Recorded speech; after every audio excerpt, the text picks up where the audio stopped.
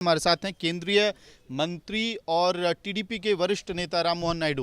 नमस्कार। जिस बात की उम्मीद थी वो उम्मीद पूरी हुई। उम्मीद पूरी हुई, पूरी तरह से संतुष्ट हैं।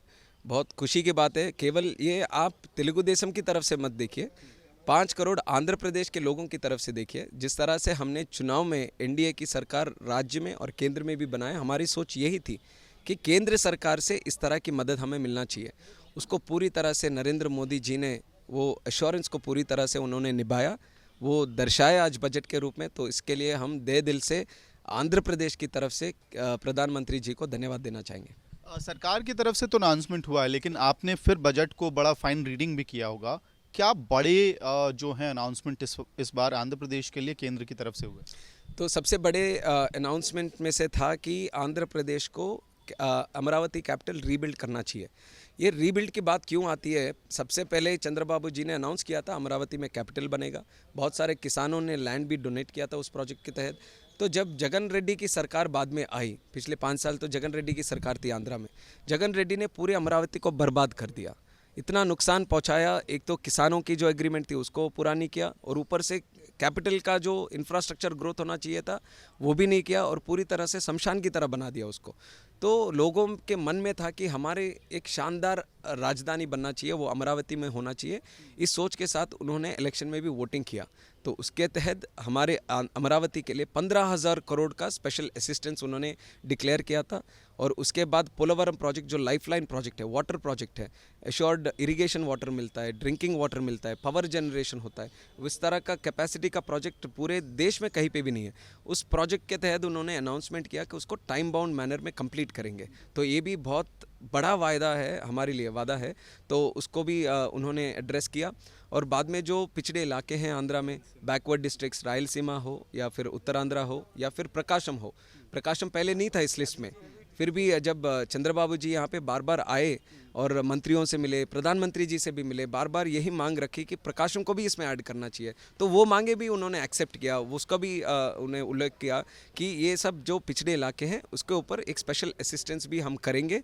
और वहाँ पे जो इंफ्रास्ट्रक्चर डेवलपमेंट, जॉब क्रिएशन हो या फिर इंफ्रास्ट्रक्चर लाइक रोड्स या वाटर प्रोजेक्ट्स या लोगों के स्टैंडर्ड ऑफ लिविंग बढ़ाने का, ये बैकवर्ड एरियाज़ में जो होना चाहिए उसके लिए हम पूरी तरह से सहायता देंगे और सेंट्रली स्कीम्स को भी वहाँ पे इम्प्लीमेंट करेंगे।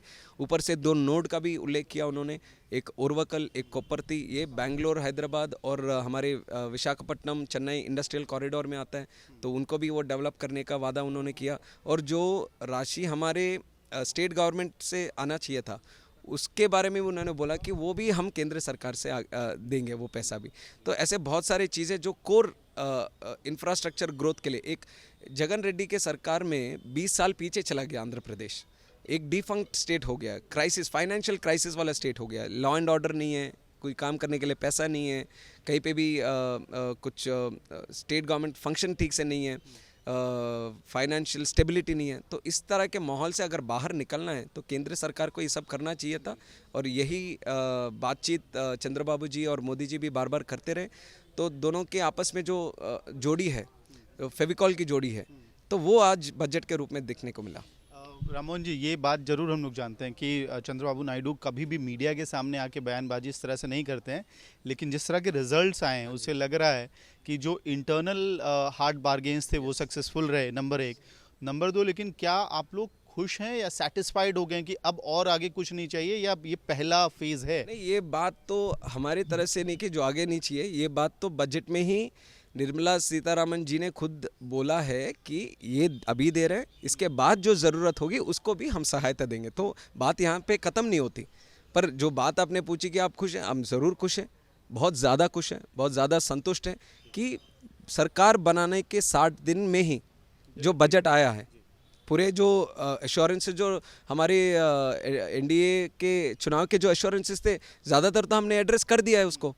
और ऐसा भी है कि अभी जैसे मान लो अभी 2-3 लाख करोड़ भी अगर मिल जाते हैं तो उनका कंप्लीट करने के लिए, खर्च करने के लिए भी समय चाहिए होता है ना। तो इसलिए बजट बजट बजट देख के चलना पड़ता है। अभी जो फिलहाल 8 महीने का जो बजट है उसमें अच्छी तरह उन्होंने एड्रेस किया है, अच्छी राशि उन्होंने आंध्रा को दिया है, तो उसको हम इस्तेमाल करेंगे। और जब जब ज़रूरत पड़ेगी तो केंद्र सरकार की मदद से और धनराशि हम लेके आएंगे। ठीक है, कांग्रेस इंडिया अलायंस की तरफ से कहा जा रहा है कि इतनी लंबी देरी क्यों कराई फिर प्रधानमंत्री नरेंद्र मोदी ने।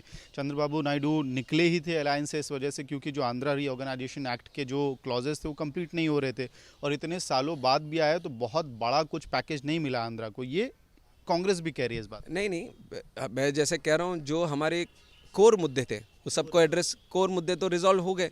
अब लोग खुश हैं तो इससे ज़्यादा क्या। और लोग एनडीए को वोट दिया अभी आंध्रा में, और इसी तहत के जो एश्योरेंसेस चंद्रबाबू जी ने या पवन कल्याण जी ने या मोदी जी ने जो दिए हैं उसको पूरा करने का ये बजट में हमने इस्तेमाल किया। अब जो पहले की बात आती है तो वो पहले जो हुआ है उसके बाद ही हम अलायंस में आए, सब लोग मिलकर लोगों के पास गए, लोगों ने माना कि ये अच्छा अलायंस है, इसलिए हिस्टोरिक मैंडेट दिया आंध्रा में, तो बात वहीं पे ख़त्म हो जाती है। तो बात ये होनी चाहिए कि चुनाव से पहले आपको इतना वोटिंग मिला तो क्या मुद्दे लिए, तो यही मुद्दे लिए थे जो बजट में आए, तो वो मुद्दे को उन्होंने एड्रेस किया, तो ठीक है।